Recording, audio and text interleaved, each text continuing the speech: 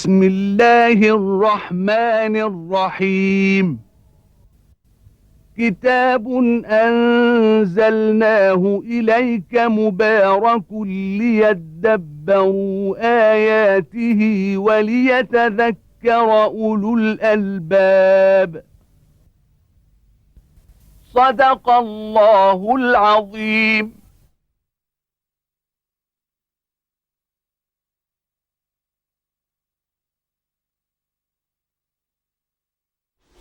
الحمد لله رب العالمين، والصلاة والسلام على عبده ورسول الأمين سيدنا ونبينا محمد وعلى آله وأصحابه ومن اهتدى بهداه وعمل بسنته إلى يوم الدين.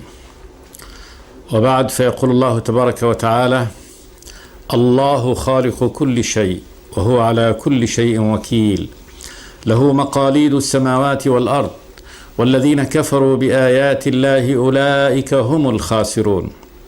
قل أفغير الله تأمروني أعبد أيها الجاهلون، ولقد أوحي إليك وإلى الذين من قبلك لئن أشركت ليحبطن عملك ولتكونن من الخاسرين، بل الله فاعبد وكن من الشاكرين. وما قدر الله حق قدره، والأرض جميعا قبضته يوم القيامة، والسماوات مطويات بيمينه سبحانه وتعالى عما يشركون. ونفخ في الصور فصعق من في السماوات ومن في الأرض إلا من شاء الله، ثم نفخ فيه أخرى فإذا هم قيام ينظرون. وأشرقت الأرض بنور ربها ووضع الكتاب وجيء بالنبيين والشهداء وقضي بينهم بالحق وهم لا يظلمون، ووفيت كل نفس ما عملت وهو أعلم بما يفعلون. يخبر سبحانه وتعالى عن نفسه جل وعلا، عن ذاته العلية، أنه الله خالق كل شيء.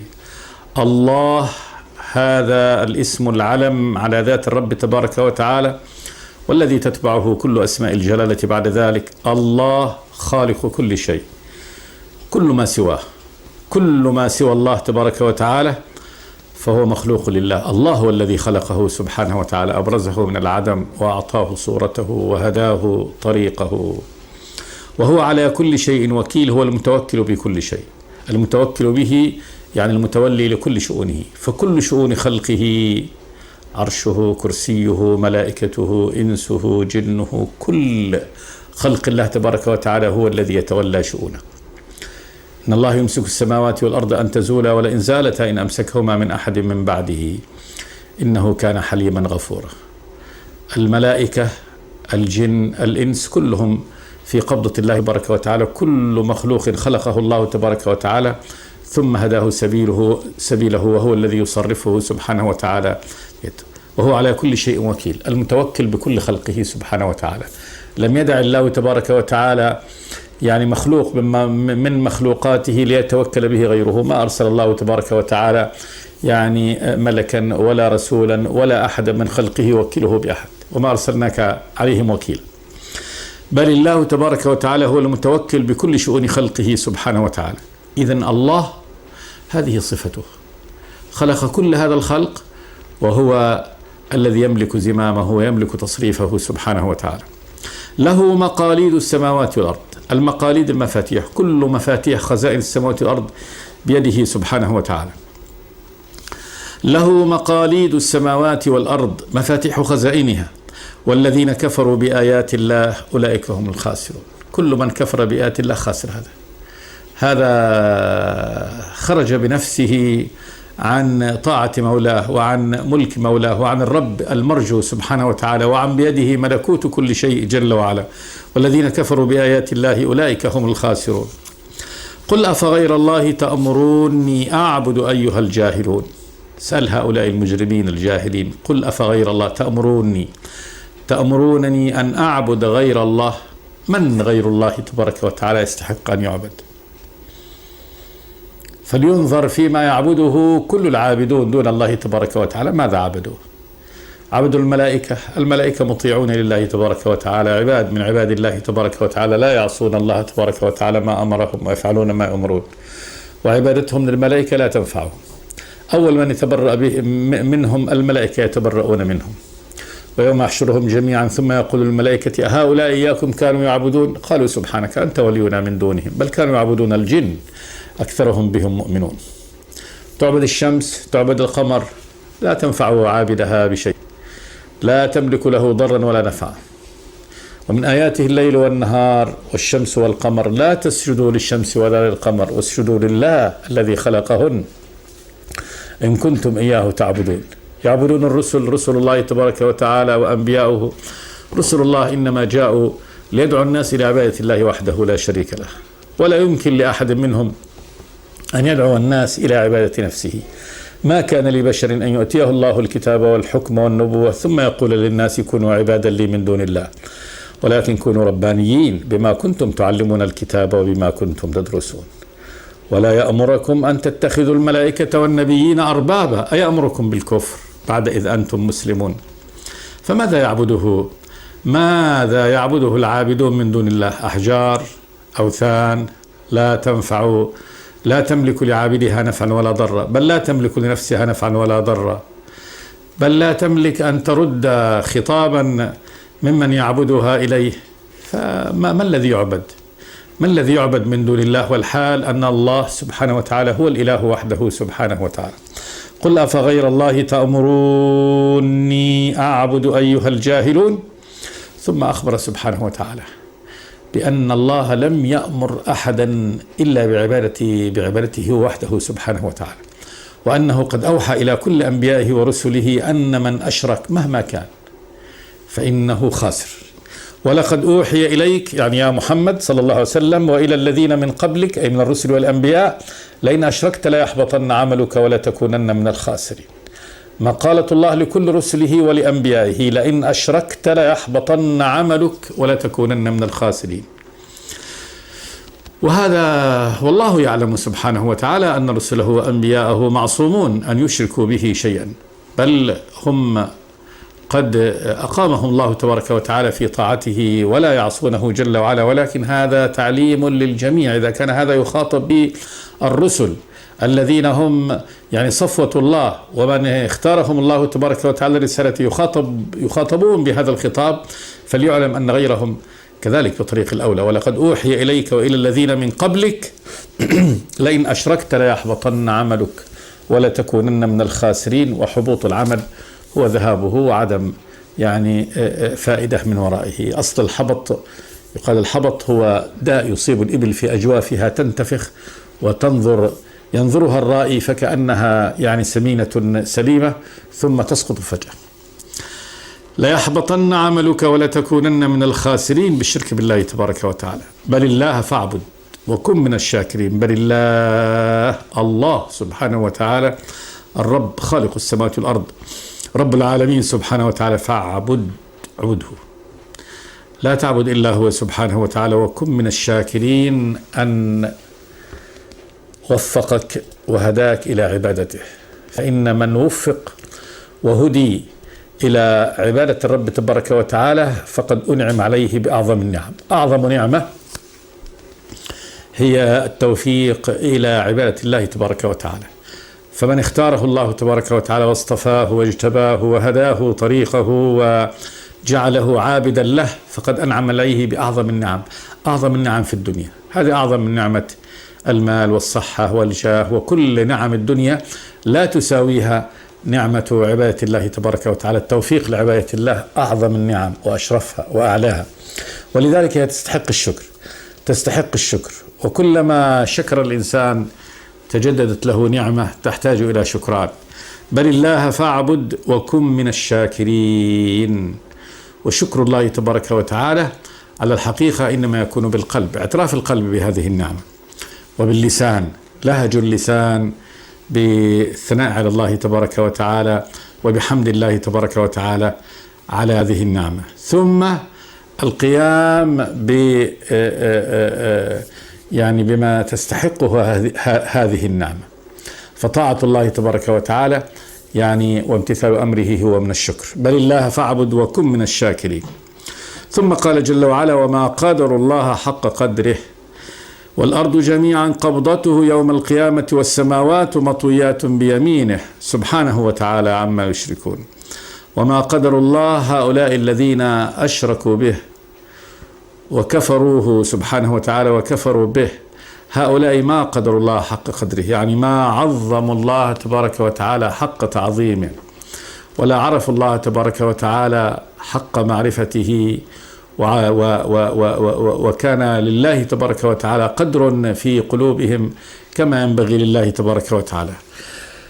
والحال أن الأرض جميعا قبضته يوم القيامة، هذه الأرض العظيمة بجبالها ومحيطاتها وسهولها وحزنها وسهلها وما هو موجود عليها كلها قبضته يوم القيامة، أنها في يمينه تبارك وتعالى.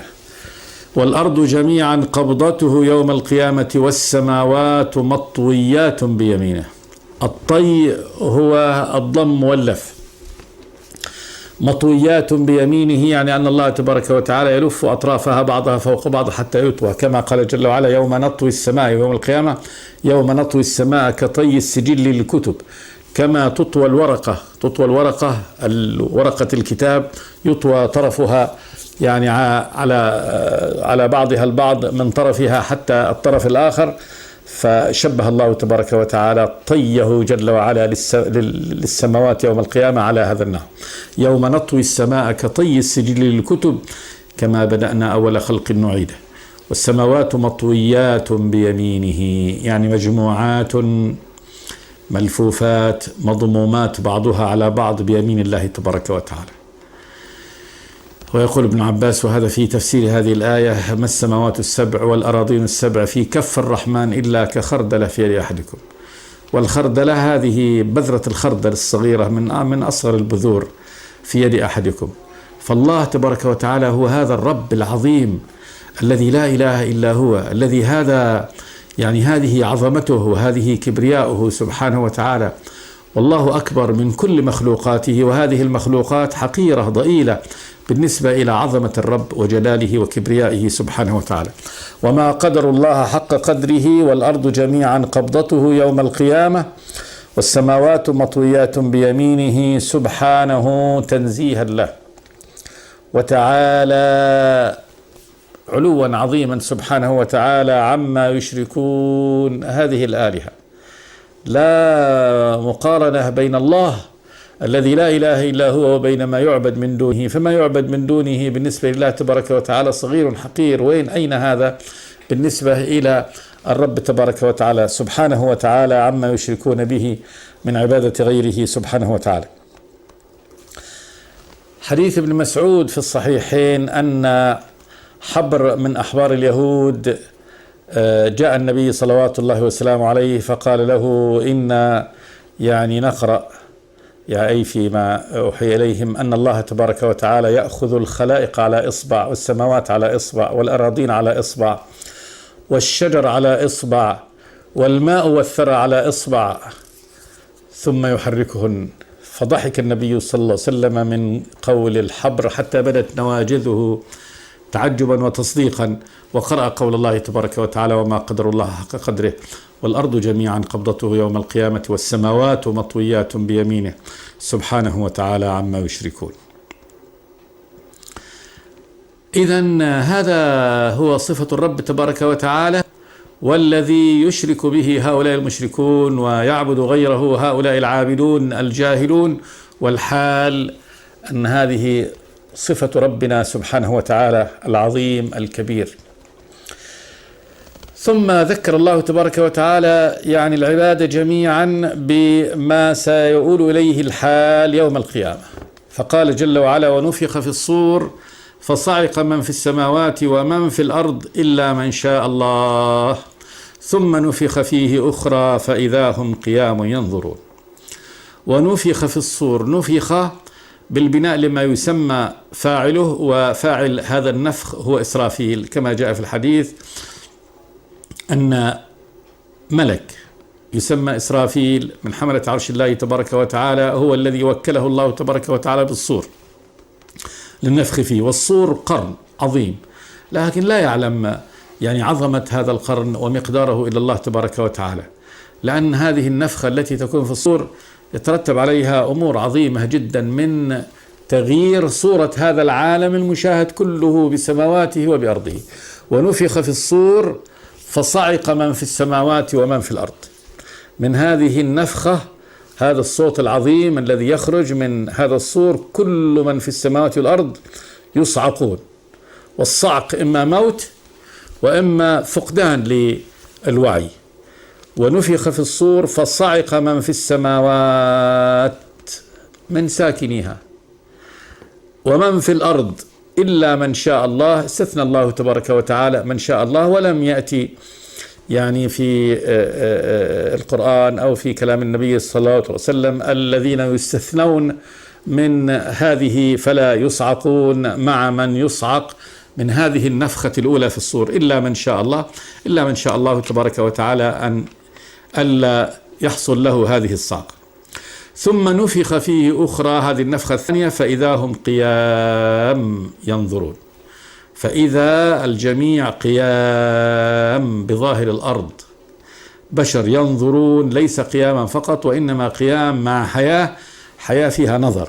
ينظرون يعني ما أمامهم، يعني مكتمل الحياة تماما، كما قال جل وعلا: فإنما هي زجرة واحدة فإذا هم بالساهرة. فإذا هم يعني البشر والخلق بالساهرة. وهذه النفخة هنا أخبر الله تبارك وتعالى بأنها تصعق من في السماوات والأرض، وقد أخبر الله تبارك وتعالى بأنها يحمل بها الأرض والجبال فدكتا دكة واحدة. فإذا نفخ في الصور نفخة واحدة وحملت الأرض والجبال فدكتا دكة واحدة فيومئذ وقعت الواقعة وانشقت السماء فهي يومئذ واهية والملك على أرجائها ويحمل عرش ربك فوقهم يومئذ ثمانية. هذا هي الأحداث الكبرى، أحداث يوم القيامة يذكر الله تبارك وتعالى بها عباده، وأن مآل الخلق جميعا سيكون إلى هذا المآل. ونفخ في الصور فصعق من في السماوات ومن في الأرض إلا من شاء الله، هذه النفخة الأولى. ثم نفخ فيه أخرى، هذه النفخة الثانية، فإذا هم قيام ينظرون. وأشرقت الأرض بنور ربها. إشراق الضوء يعني أضاءت الأرض إشراقا كما تشرق الشمس على الأرض فتضيئها. وأشرقت الأرض، لكن هنا ليس بشمس تخرج وإنما بنور ربها. فالشمس والقمر والنجوم وسائر هذه المضيئات إنما تكون بحال غير هذا الحال المعروف في الدنيا. إذا الشمس كورت وإذا النجوم انكدرت. إذا الشمس كورت يعني تكور، يلف بعضها على بعض ويذهب ضوءها. وإذا النجوم انكدرت أصبحت بلا ضوء، أصبحت كدرة، بدل هذا الضوء اللمع الذي يشع منها تصير كدرة. والكدرة نوع من يعني العكر والسواد. فهذه خلاص، هذه ليست ديت. وإذا السماء انفطرت وإذا النجوم انتثرت. فكل هذه ما عاهده الناس من إضاءة النجوم والشموس التي في السماء تكون بحال غير هذا الحال، وإنما يكون ضوء أو نور الأرض التي عليها المحشر في هذا، ونور السماوات إنما هو بنور الله تبارك وتعالى. يوم تبدل الأرض غير الأرض والسماوات. فلا الأرض هي الأرض المعهودة بسهول وجبال وأنهار وأشجار ومحيطات، لا، وإنما هي صعيد، يعني صعيد واحد ليس فيها علم لأحد. الناس تحشر على أرض بيضاء، صعيد واحد مستوية ليس فيها علم لأحد، ما فيها لأحد أي علم من الأعلام كبيت كقصر كشجرة، ما فيها ديت. يوم تبدل الأرض غير الأرض والسماوات وبرزوا لله الواحد القهار. وأشرقت الأرض بنور ربها ووضع الكتاب، كتاب الأعمال. كتاب الأعمال يوضع ويوضع لكل إنسان. وقد أخبر الله تبارك وتعالى بأن هذه الكتب تتطاير، تأتي طائرة ويأتي كل إنسان كتابه وهو في موضعه، فآخذ بيمينه وآخذ بشماله. الذي يأخذ بيمينه هم أهل اليمين، هم أهل الجنة. يأتيهم كتابهم على طول بيمينه، يجد أن يده اليمنى هي التي تلقف هذا الكتاب. وأما الكافر فإنه يضربه كتابه من خلف ظهره فيأخذه بالشمال، آخذ بشماله، كما قال جل وعلا: فأما من أوتي كتابه بيمينه فسوف يحاسب حسابا يسيرا وينقلب إلى أهله مسرورا. وأما من أوتي كتابه بشماله فسوف يدعو ثبورا ويصلى سعيرا إنه كان في أهله مسرورا إنه ظن أن لن يحور. هذا كذلك من أوتي كتابه بشماله يأخذه بشماله من وراء ظهره. وأما من أوتي كتابه وراء ظهره فسوف يدعو ثبورا ويصلى سعيرا إنه كان في أهله مسرورا في الدنيا إنه ظن أن لن يحور، ظن أنه لا رجع إلى الله تبارك وتعالى، فهذه الرجعة يراها الآن بأم عينه رأي العين. فيوضع الكتاب كتاب أعمال، والكتاب هنا للجنس، يعني جنس الكتب، كل يعني كتب الأعمال إنما توضع لكل إنسان يأخذ كتابه ويقال له: اقرأ كتابك كفى بنفسك اليوم عليك حسيبا، هذا كتاب أعمالك. فينظر الكافر في كتابه فيجد أن كل أعماله من شروره وكفره مسطرة عليه، ويقولون: يا ويلتنا ما لهذا الكتاب لا يغادر صغيرة ولا كبيرة إلا أحصاها، ما يترك لا شيء صغير من همزة غمزة لمزة ضحكة قشبر، أي شيء قد كان إلا موجود، ما في لفظ، كما قال جل وعلا: ولقد خلقنا الإنسان ونعلم ما توسوس به نفسه ونحن أقرب إليه من حبل الوريد إذ يتلقى المتلقيان عن اليمين وعن الشمال قعيد ما يلفظ من قول إلا لديه رقيب عتيد. فكل قول لفظه الإنسان قد سجل وسطر في هذا الكتاب. ووضع الكتاب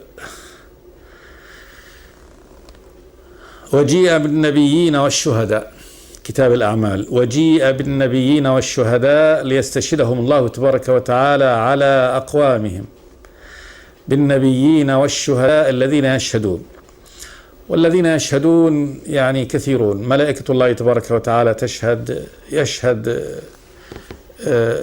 أعضاء الإنسان تشهد عليه، الأرض التي عصى الله تبارك وتعالى فيها وأطاع الله تبارك وتعالى فيها تشهد له وتشهد عليه، كل شاخص